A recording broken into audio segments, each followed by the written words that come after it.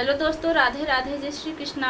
दोस्तों, आज हम आप लोगों के लिए एक छठी माता पर गीत लेकर आए हैं जो ललित छठी में गाई जाती है। आप लोग वीडियो पर बने रहिए और जैसा भी होगा कमेंट में ज़रूर बताइएगा।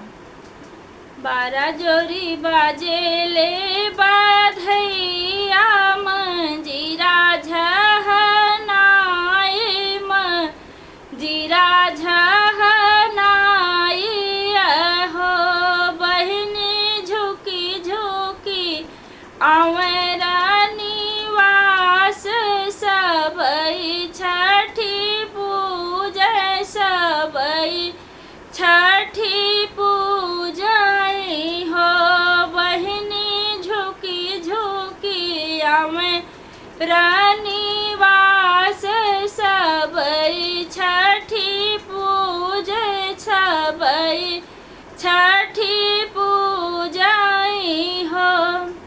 गजरा तो डर बैगल है बीच बीरवा मुख है बीच बीरवा मुख है बीच हो रानी चुनरी चढ़े अनमोल जटा हो धारी नरियल जटा हो धारी नारियल हो।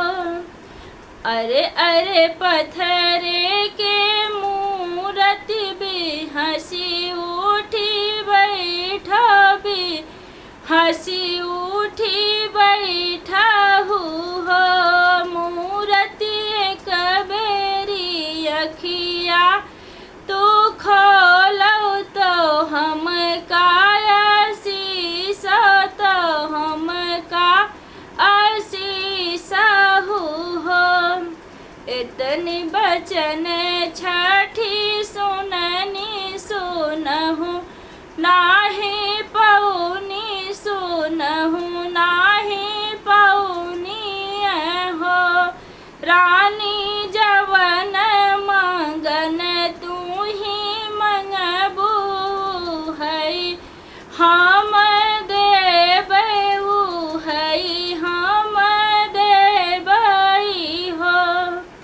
पुतवत मांगी श्री रामचंद्र बहुआ शीतल रानी बहुआ